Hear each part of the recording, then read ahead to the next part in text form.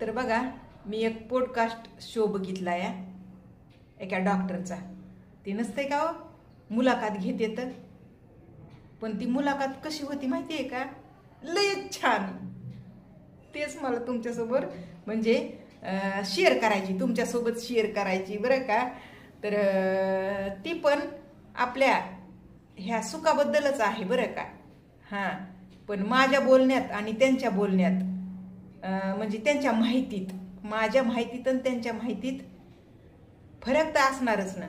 त्यानं एक ज्ञान घेतलेलं, शिक्षण शिकून डिग्री हासिल केलेली, मग त्यांना बऱ्याच गोष्टीबद्दल माहिती आहे या, आणि ती मी ऐकली या.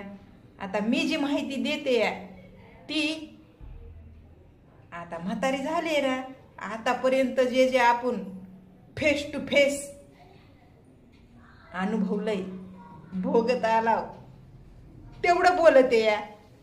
खरं आहे का नाही? तशी मी पण चुकीची माहिती देत नाही व.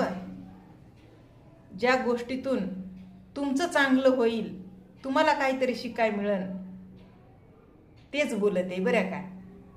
तर बघा, ती मुलाखत अशी होती त्या डॉक्टरची. कामसूत्र ग्रंथ त्याची माहिती दिली होती त्यानं. कामसूत्र ग्रंथ पूर्वीपासून आहे म्हण. जसे हे ग्रंथ नसतात का, गरुड पुराण, महाभारत, रामायण, भगवद्गीता, त्याचपैकी ते कामसूत्र ग्रंथ. तुम्हाला माहिती असेल, कदाचित माहिती असलं तर मला कमेंट करून सांगा. त्याच्यामध्ये अशी योग्य ती माहिती आपल्या सुखाबद्दल, म्हणजे स्त्री पुरुष स्पर्श ह्यांच्याबद्दल. तर पूर्वी म्हण ते ग्रंथ, त्याच्यातून शिक्षण दिलं जात होतं म्हण. असं राजा महाराजा त्यांच्या लेकरा बाळायला, त्यांच्या परिवारानं असं म्हणजे खरंच शिक्षण दिलं जात होतं म्हण. आणि तसं बी बघा, त्या आपल्या प्राचीन दगडातून मूर्ती कोरलेल्या, त्या मूर्तीतून बी माहिती दिली जात होती म्हण. स्त्री पुरुष स्पर्श कसा कोण्या पद्धतीने करायचा असतोय. ते साशे सगळे एकदम असे अश्लील साशे बनवलेले बघितले असतील ना तुम्ही पण वास्तव्यात. म्हणजे आम्ही कुठं फिरायला जाऊन बघितले नाहीत बाबा, असेच कवा नजरी पडले तर फोनवर हे. तर खरंच आहे तर ते प्राचीन दगडातून ते मूर्ती बनवलेल्या पुरुषांच्या, महिलांच्या, त्यांचे ते शरीराचे अवयव, ते संबंध कसे ठेवायचे, कसे नाही ठेवायचे, हे सगळं त्या मूर्तीतून ज्याला माहिती करून घ्यायचे का ते माहिती करून घेत होतं म्हण. कळलं का? म्हणजे जग जाहीरच झालं किंवा ते हे कामसूत्र ग्रंथ किंवा त्या तशा मूर्त्या एकदम अश्लील प्राचीन दगडातून बनवलेल्या, त्या शरीराच्या पूर्ण अवयवासोबत, आणि ते शरीराचे अवयव जे आहेत ना, कसे कुठं लावायचे, ठेवायचे, काय कसं करायचं, याची माहिती खरोखर त्या मूर्तीमधून समजून येते. बघणाऱ्यांना माहिती असेल. तशा मूर्त्या सोशल मीडियावर बी दिसतात बघा. तर हे आपल्या समाजामध्ये जे आहे ना, आता समजा मी बोलते तर लोक मला एक घाणेरडं समजतेत, बच्चलन समजतेत, म्हणजे संस्कार नाहीत, संस्कार नसलेली बाई म्हणतेत, काय काय म्हणतेत. पण हे एक लाजिरवाणी गोष्ट आहे असं डॉक्टर म्हणतेत. जे मी बघितलंय ना शो, त्या शो मध्ये ते डॉक्टर काय हे लोक जे नाकार कुण्या गोष्टीचा करतात ना, ते लाजिरवाना आहे. म्हणजे जिथून हे पूर्ण ब्रह्मांड उभं झालेलं आहे त्यालाच लोक नाकारतात. एक वाईट असं समजित येतं. पण ते जर नसतं तर ह्या सृष्टीवर हे जे ब्रह्मांड अख्खं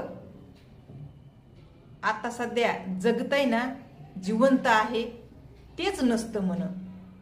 आणि कुठंतरी पटत गेलं मला, खरंच बाबा आपण आपल्या आईच्या पोटी जन्म घेतलाय, आपली आई कारणीभूत आहे आपल्याला जन्म द्यायला, पण तितकंच महत्वाचं वडील पण आहेत. आणि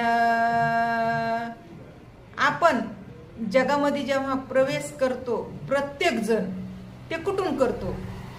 आईच्या योनीतून. मग त्या योनीचा तिरस्कार एवढा का?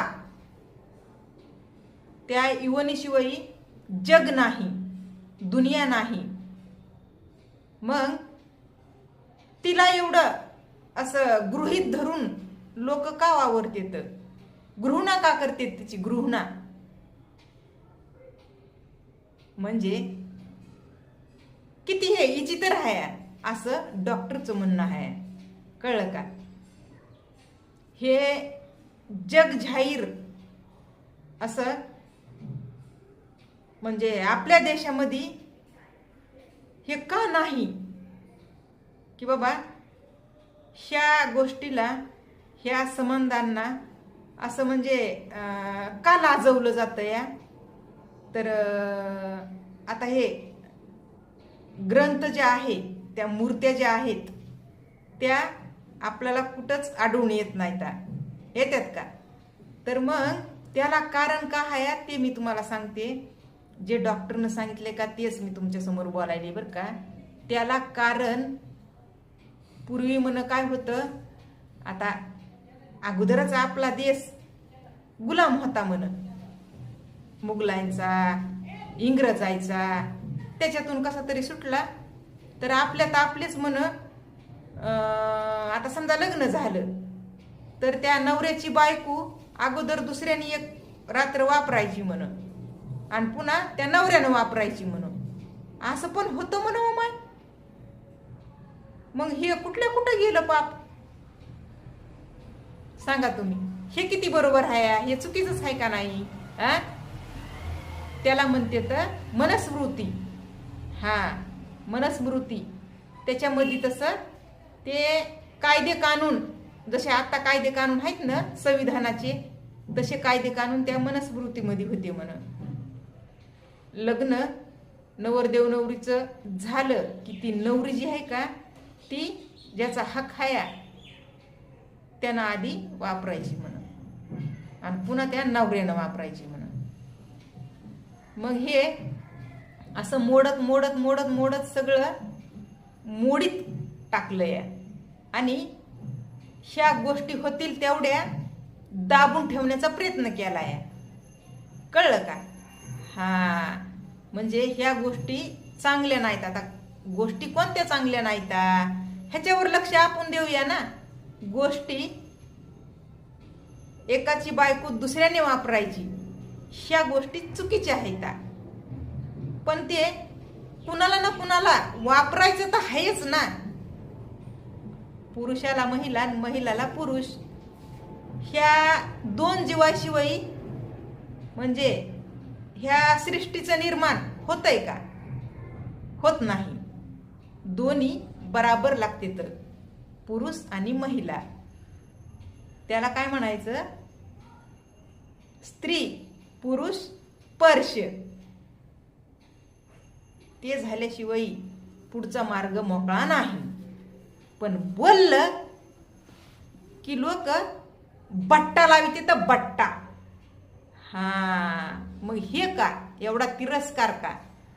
आता बोलण्यानं बट्टा लागत आहे का मग वागण्यानं लागत आहे? हे काही विचार येत नसन. बोलण्यानं बट्टा लावू नका रे बाबांनो, वागणाराला बट्टा लावा. वागणाराला. जसं की आत्ताच्या काळामध्ये नवरा बी हाय, लेकरं बी आहेत, संसार बी करायली आहे, पण एक मनाची इच्छा, स्वतंत्र जे मन करीन तसं मला वागायचंय. म्हणजेच नवरा लेकरं संसार सगळं सांभाळून जे मला आवडीचं आहे त्याला मी निवडणार. मग ते पुरुष असू द्या, ते काही बी असू द्या, पुन्हा आहे का नाही. वस्तू व्यक्ती चालतंय. आणि ते व्यक्ती जरी म्हणलं ना तर एक नाही दोन नाही, चार कुठं बी घोळ करणार नाही करीत येत. व माय करणार नाही करीत येत. हां. आणि समाजामध्ये करणाऱ्याला काहीच गुन्हा नाही ना बट्टा नाही ना काहीच नाही. त्याच्याकडे कोणी लक्षच देत नाही. ते करणारं बिंदास साफसोकानं वागतंय. आणि जेव्हा काहीतरी घडतंय तेव्हा मग जगासमोर येतंय. आणि मग जग माहित नाही माय डोळे उघडल्यासारखं वागतंय का लयच ज्ञान आल्यासारखं दाखवून देतंय. पुन्हाचं काय. अरे बाबा, अगोदरच काय बरोबर आणि काय चुकीचं ह्याच्यावर लक्ष द्या. आता मी बोलते म्हणून तुम्ही मला चुकीचं म्हणता तर हे बरोबर नाही राव. हां, जे वागत आहे किंवा मी जरी वागत असले तरी तुम्ही माझ्याबद्दल माहिती घ्या आणि मग मला म्हणा. वंदना बच्चलन है, वंदना अजपात संस्कारी नाया, वंदना एक फालतू बाई है. पुन्हा म्हणू शकता की मला. पण हे बघा, हे जे डॉक्टरने सांगितलंय का अजून एक ते बी तुम्हाला सांगते की त्यानं विषय काय मांडला त्याला विचारलं जातंय बरं का. पुन्हा ते प्रश्नचं उत्तर देते. तर त्याला प्रश्न काय केला, तुमच्याकडे पेशंट कसे येते, कोणते येते आणि किती तुम्ही पेशंट हँडल केलेत आतापर्यंत 13 वर्षामध्ये. 13 वर्ष झालं म्हणे त्या डॉक्टरला ते इलाज करते तर पुरुषांवर महिलांवर. म्हणजे तर त्यानं काय सांगितलं बघा, ते म्हणू लागले की ह्या 13 वर्षामध्ये मी 1 लाखाच्या पुढं असे पेशंट हँडल केले तर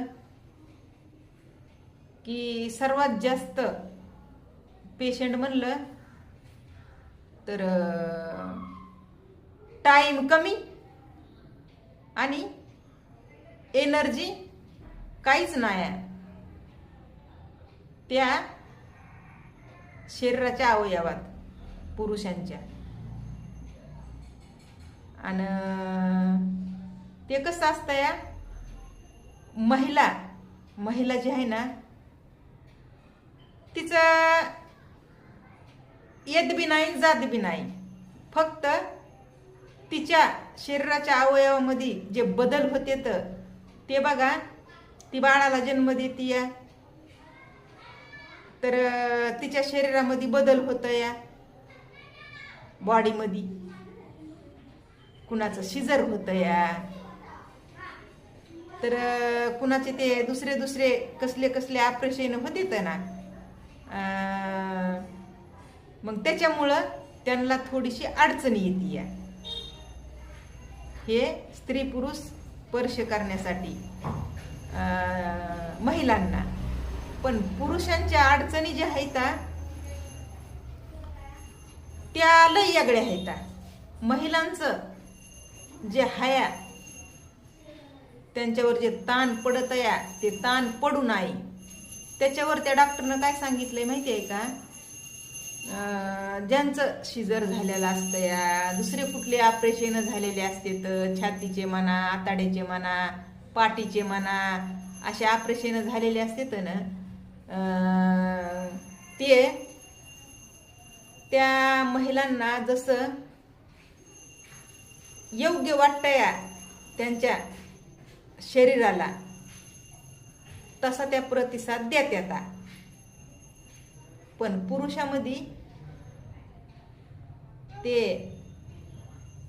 असं म्हणजे टाइमचं असं असतंय ना की त्यांनाच कळत नाही म्हणून कधी होतंय म्हणजे समाधानी त्यांना कळतच नाही म्हणून. कधी तर 1-2 मिनिटं बी थांबू शकत नाहीत म्हणून. आणि कमीत कमी 3 मिनिटं तरी ते संबंध ठेवायला पाहिजेत म्हणून, करायला पाहिजेत म्हणून. जर समजा 3 मिनिटं तुम्ही टिकलाव तर समजायचं एवढं काही विचार करायसारखी गोष्ट नाही. आणि जे 10 मिनिटं जे दम काढतंय ना पुरुष, ते त्यानं कसं उदाहरण दिलं माहिती आहे का? आता समजा तुमचा बिझनेस आहे, त्या बिझनेस मध्ये तुम्हाला फायदा कसा करून घ्यायचा आहे, पैसा कसा कमवायचा आहे, तर जास्ती असं कॉम्पिटिशन असतंय म्हणा. ते 10 मिनिटापर्यंत तुम्ही जर दम घेतला त्या संबंधामध्ये तर समजायचं तुम्ही वरच्या लेवलला आहोत, वरच्या लेवलला. आणि त्याच्यावरी जरी बी तुम्ही समजा टाइम घेतला तर मग म्हणायचं तुमची स्पीड पुढं आहे. पण कमीत कमी 3 मिनिटाच्या मध्ये बाहेर तुमचा टायमिंग तुम्ही ते हँडल करायलाच पाहिजे म्हणून.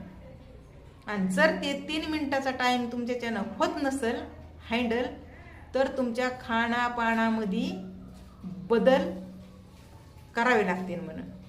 आणि हे 3 मिनिटाच्या अगोदरच कधी पुरुषांचं ते होतं या, हे म्हणजे कमजोरी असती ना, कमजोरी. तर ती कमजोरी का असती या हे सांगितलंय बघा त्यानं. तर कमजोरी ज्या पुरुषामध्ये आहे त्या पुरुषाला नक्कीच कुठला ना कुठला आजार असतोय. आणि खास करून शुगर, डायबिटीज हे आजार त्या पुरुषांच्या शरीराच्या अवयवाला कमजोर पाडतंय म्हणा, कमजोर. कारण की शुगरवाला माणूस त्याच्या शरीरानं एक कुठं ना कुठं तरी कमजोर अनुभवतंय म्हणा, कमजोर शरीरामध्ये अशी ताकद हे नसणं, रक्तपुरवठा हे बरोबर नसणं, म्हणजे अंगामध्ये कसं अवसान नसल्यासारखं, ते दम धरीत नाही म्हणा, दम धरीत नाही म्हणा. तर कोणाकोणाचं पोट जास्त वाढलेलं असतं या पुरुषांचं, तर मग त्यांना त्या आजाराला सामोरे जावं लागत आहे. त्यांच्यामध्ये जे कमीपणा येतो ना, अशक्तपणा, ते नाही येण्यासाठी त्या पुरुषांनी जे पचत आहे का शरीराला ते अन्न खायचं म्हणून, पचणारं अन्न. त्याने एक शब्द बोलून दाखविला, काय माहिती आहे का? काही पुरुष असेल तसं खातेत, काही पण खातेत, म्हणीन ते खातेत, आणि त्यांनी त्यांची तब्येत बी वाढती, पोट बी बाहेर निघतय. आणि ते जर समजा अशा डिप्स मारायला गेलं एरी जिममध्ये हे गेल्यावर, तर 3-4 त्या डिप्स मारू शकत नाहीत. मग ते बेडवर काय मारणार आहेत, किती मारणार आहेत? किती सोपा उपाय आहे. स्वतःला जर समजा चेक करायचा असेल तर तुम्ही तुमच्या घरी चेक करू शकता. तुमच्यामध्ये तुम्ही किती दम धरू शकता हे जर बघायचं असलं तर तुम्ही त्या डिप्स मारा. तुम्ही किती मारू शकता? 3, 4, 5, 10, जसं तुम्हाला ते जमतंय त्याप्रमाणेच ते स्त्री पुरुष स्पर्श करायला मिळतंय म्हणा. एवढं व्यवस्थित सांगितलंय ना त्या डॉक्टरनं, आणि शेम जे सांगितलंय तेच मी बी बोलायले. मला बोलता येत नसन, मला माहिती आहे, मी शिकलेली नाही. ते आता डिप्स म्हणायले ते निदान तुम्हाला म्हणून तर दाखवायले ना, तुम्ही समजून घ्या. डिप्स म्हणजे काय, जोर काढायचं असतंय वाटतं, ते हात खाली टेकून. त्याने ते असं करून दाखविलं या, हात खाली टेकून डिप्स मारायची असं म्हणत होते. तेवढं मला येत नसन बरोबर म्हणायला, एखादं वाक्य हुकत असल, पण हे त्याने जे सांगितले का ते मी सांगायले. तुम्हाला जर घरी चेक करायचं असेल तर बघा, त्या डिप्स मारून तुम्ही तुमच्या अंगातली ताकद हाडू शकता. हे 100% त्या डॉक्टरनं सांगितलेलं आहे. तुमचा त्या डिप्सवर खेळ आहे, आणि त्यानं तब्येत बी खाली होती म्हण, पोट बी कमी होतंय म्हण, आणि अंगात ताकद बी येते. ते काय म्हणले माहिती आहे का, पुरुष काही विचारच करत नाहीत, ते त्यांच्या जोडीदाराला, पार्टनरला संतुष्ट करण्याचा त्यांच्या मनामध्ये कुठंच काही भाव नसतो या. ते फक्त त्यांच्या स्वतःला संतुष्ट दोन मिनिटामध्ये मोकळे होते. मग त्या महिलेला जर समजा 2 मिनिटात उरकून घ्यायचं असेल तर कसं शक्य आहे, शक्यच नाही म्हणून. त्याच्यामुळं ते फोरप्ले का काय आहे ना, त्याची गरज आहे म्हणून. फोरप्ले म्हणजे महिलेला मूडमध्ये आणायचं, महिलेच्या मनात भरवायचं ते, की बाबा आज गेम फिक्स. आता हे मी माझं म्हणायले बरं का, म्हणजे आज गेम फिक्स जे आहे ना, ती मै भाषा आहे, कळलं का. तर ते फोरप्ले हे ते डॉक्टरची भाषा आहे. आता फोरप्ले म्हणजे काय आहे ते सगळ्यांना माहिती आहे, ते करतेत बी सगळेजण.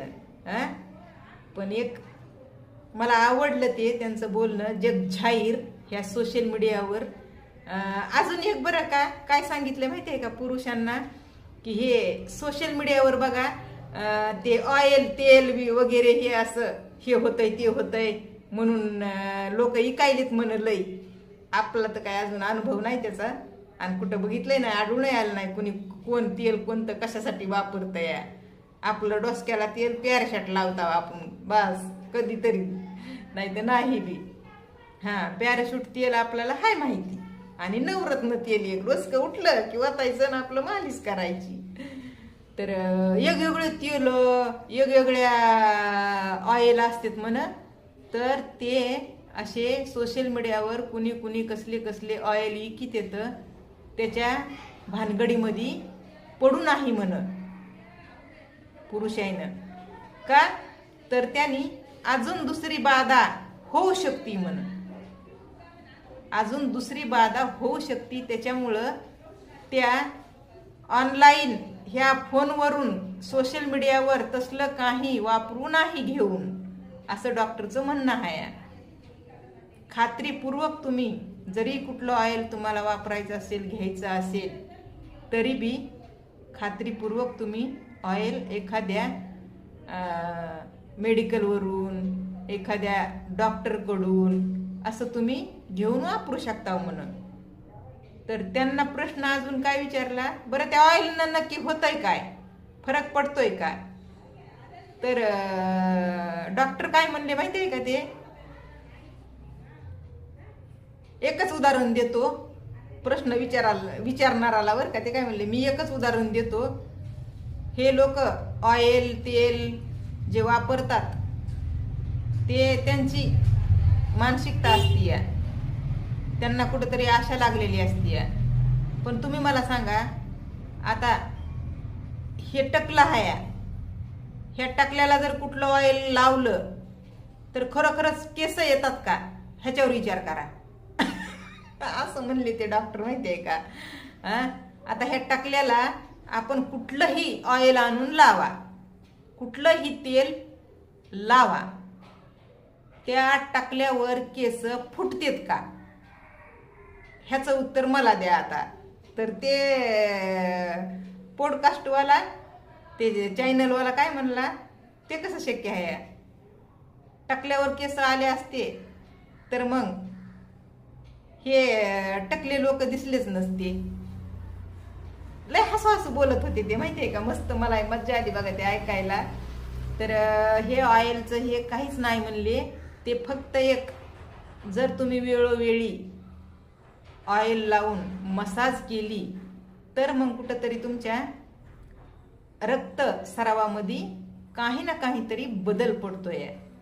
म्हणजे जर समजा तुमच्या शरीराच्या अवयवामध्ये कुठं शिराला काही इजा झाल्या असतील तर त्या शक्यतर त्या इजा झालेल्या दुरुस्त होऊ शकतात. रक्तपुरवठा सुरळीत होऊ शकतं.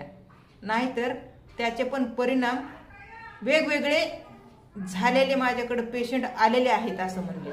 म्हणजे आता समजा खरोखरच कुठं शिर, त्या अवयवाची शिर कुठंतरी अशी डॅमेज झाली, कुठंतरी अशी दबली, काही असं म्हणजे निर्जीव झाली, तर तशा शिरा निर्जीव झालेल्या त्याला जर तुम्ही मालिश केली तर त्या अशा दुखवू शकतात आणि सूज येऊ शकते त्याच्यावर, आणि मग प्रॉब्लेम तुम्हाला जे तुम्ही कराय जाता त्याचं होतंय वेगळं असं. त्याच्यामुळं असं काही करायचं नाही. आपलं जेवणामध्ये जे अन्न आपल्याला पचन होतंय ते जर तुम्ही घेत गेला तर त्याने तुम्हाला प्रॉब्लेम ॲसिडिटीचा होणार नाही. तुम्हाला म्हणजे ते शुगर, डायबिटीज नियंत्रणात राहणार. आहार व्यवस्थित घ्या आणि लय थोडा ते योगा व्यायाम असं करत राहा. तुम्हाला घरच्या घरी ते तुमच्या टायमिंगचा एक रिझल्ट लागताना दिसतोय. घरच्या घरी रिझल्ट लागतोय. जशा तुम्ही उठबशा करता त्याचप्रमाणे तुम्ही त्या कामवासनेमध्ये दम धरता. म्हणजे तुम्ही लय झालं 3 ते 4 किंवा 5 उठबशा जुलमानं जर केल्या तर तुम्ही तसंच त्या जुलमानं तुमच्या ज्यानं होतंय तेवढं टायमिंग तुम्ही घेऊ शकता कामवासनामध्ये. असं आता हे मी जेवढं ऐकलंय तेवढं तुम्हाला शेअर केलंय बघा. ह्याच्यामध्ये जर चुकीचं असलं तर मला तुम्ही सांगा. तसं तर मी म्हणलं ना, हे बघा, आपल्याला शिक्षण जरी नसलं तरी बी आपलं आयुष्य आपल्याला जगत आलेला असता, आपण अनुभव घेत आलेला असता आपण. आता आपण काय त्या ब्रह्मचार्यासारखं खरंच काय आपण ते साधू संत, साधू संत तरी कुठं आहेत हे, नाही असे वागणारे. लग्न कशासाठी करताय माणूस. आता लग्न झालंय म्हणल्यास नवरा बायकून, बायकोला नवरा, ह्या दोन्ही गोष्टी बरोबर इकुल आहेत. तर मग त्याच्यातून काहीतरी अनुभव असेलच ना, आणि त्याच अनुभवावर मी तुम्हाला सांगते, होईन तेवढी मदत.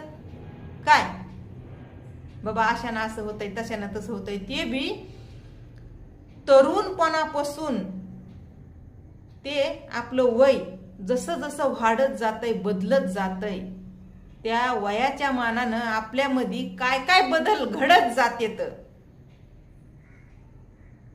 कोणत्या वयात काय होतंय, कोणत्या वयात काय होत नाही, नवतरपणी कसं असतंय, मध्यम कसं असतंय, म्हातारपणी काय असतंय, ह्या वयात काय असतंय, ह्याच्यावर मी योग्य ते सांगते. पण मला तुम्हाला एक सांगू का सत्य गोष्ट. जेव्हा मी सांगत होते का बघा, तेव्हा एकदम असं खुलून, असं म्हणजे एकदम फ्रीडम मध्ये, कसलाच कुठलाच विचार न करता बोलत होते, बेझिझक. लोक म्हणायचे हिला नातेवाईक काय म्हणत नसतेन का, हिला सोयरेधारे काय म्हणत नसतेन का, हिचे पाहुणे रावळे हिला बोलत असतेन का नसतेन, हिला बघून लांबून जात असतेन. अरे बाबा जाऊ द्या ना, 17 बऱ्या गेले तरी बी पाहुणे रावळे लांबून. काय पाहुणे रावळे आणून टाकणार आहेत वय घरामध्ये? हा, फुल नाही फुलाची पगडी, तेवढाच आधार नवऱ्याला. असं म्हणून जर मी बोलत असले तर मग पाहुणे रावळ्याला सोयऱ्या धायऱ्याला माहिती नसेल का खरंच की बाबा हे बोलायचं असतंय, त्याच्यातून काहीतरी फायदा होत आहे. असं नाही की बोलायली तवा हीच तशी आहे.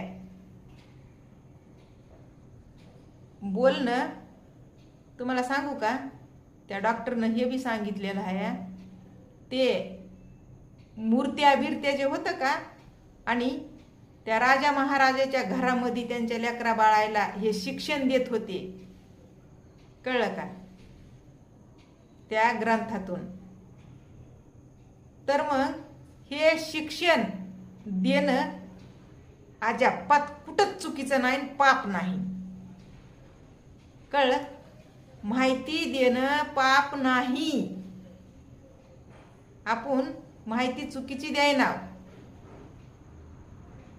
प्रत्येकाचं आयुष्य, जीवन जिथून हाया, ज्याच्यासाठी हाया, त्याच्यावर बोलायला का पाप लावायचं? लावू द्या, लावणारे लावते तर. पण मी परेशान कशामुळं झाले माहिती आहे का? मी बोलत गेले फुल व्हिडिओ चलत गेले. टाकला मुद्दा की लाखावर, टाकला मुद्दा की लाखावर. याचा अर्थ अर्निंग जोरात, अर्निंग माहिती आहे ना, अर्निंग जोरात व्हायला लागली. मग आपल्यातल्याच लोकायला ते नाही बघवलं. आणि त्याच्यामध्ये काही डॉक्टर लोक पण आहेत बरं का, माझ्या चॅनलला सबस्क्राईब करून मी काय बोलते हे ऐकणारे. आणि त्यापैकीच काही डॉक्टर मला सुद्धा असे कमेंटमध्ये म्हणलेले आहेत की तुला कमिशन देता, पेशंट आमच्याकडं पाठव. तसं मी कधी केलंय का हो बाबा? कधीतरी केलंय का काही? काहीच नाही तसलं, कधीच नाही. फक्त मी बोलते, ते लोक ऐकत येत, त्याच्यामध्ये माझा फायदा होत होता, अर्निंग होत होती, पगार भेटत होती. तर आहो, ही असे मुद्दे आणती, ती तसे मुद्दे आणती, असं काहीतरी आपलं ते रिपोर्ट म्हणतात ना, मारला, तसं माझ्या चॅनलला रिपोर्ट मारला काही लोकांनी. आणि माझ्या चॅनलवर स्ट्राईक पडला. 4 महिने माझं चॅनल एकदम बंद होतं. ती मग बंद असल्यामुळं खाली आलं, ती खालीच आलं. आणि पुन्हा मग आता मी मुद्दे तसे घेऊन येईना या. तर मग मला सांगा, ज्या ज्या लोकांना माझ्या पोटावर पाय देण्याचा प्रयत्न केला, त्यांचे भरू द्या पोट, काय भरायचे ती भरू द्या. मी तर नाही ना कोणाच्या पोटावर पाय देत. मग माझे कर्म चांगले आहेत का वाईट आहेत? मी 4 महिने दम काढला. आज 6 महिने झालं माझ्या चॅनलला. मी आपलं माझ्या चॅनल होतंय तसं पुण्यांदा नव्यानं सुरुवात केली आहे. आता ह्या नव्यानं सुरुवात करण्याला बी कधी सपोर्ट मिळतंय तर कधी मिळत नाही बरं का सपोर्ट तुमचा.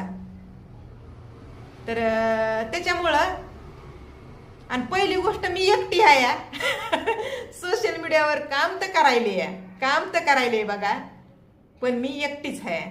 मी माझ्या परिवाराला कधीच सोशल मीडियावर बाजार आणून मांडणार नाही परिवाराचा. हे चांगलं मला कळतं या. मला लोक फालतू म्हणतात, पण बाबांनो, मी किती फालतू आहे ती माझ्या पूर्ण खानदानाला माहिती आहे, मला सांगायची काय गरज आहे? हा,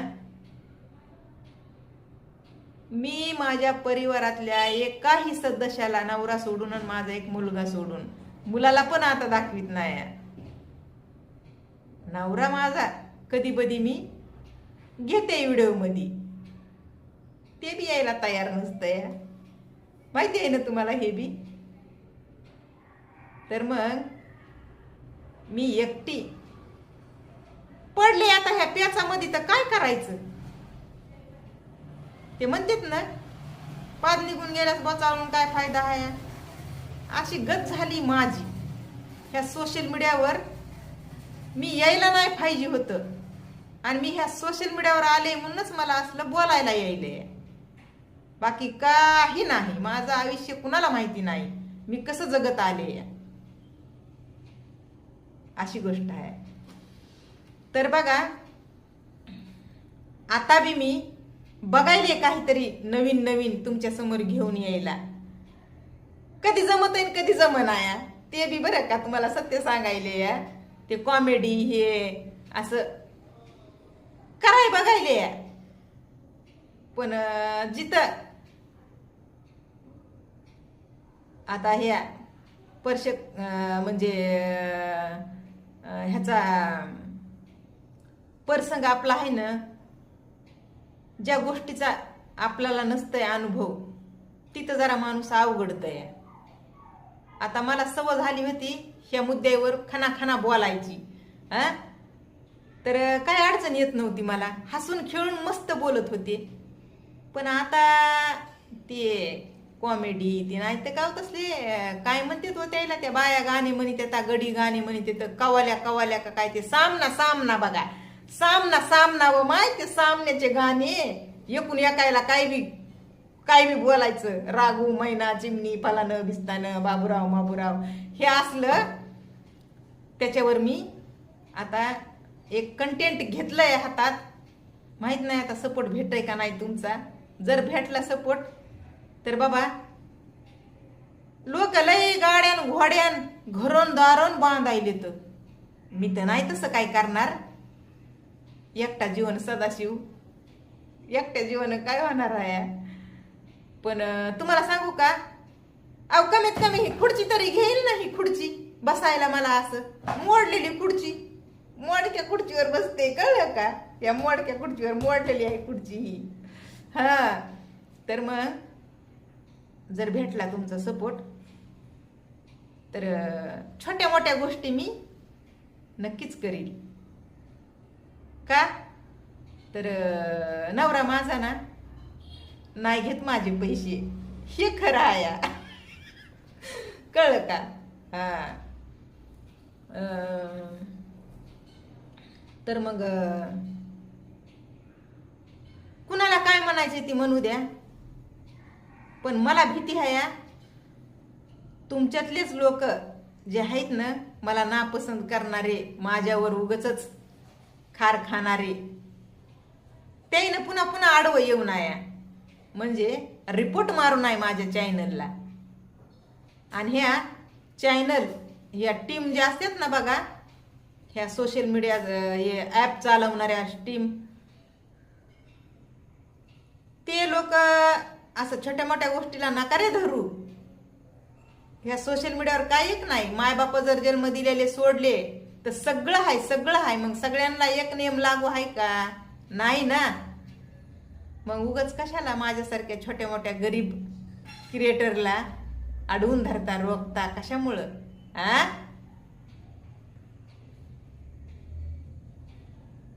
वाईट वाटतं. चला तर मग मी काय करते आता, कपडे धुईते.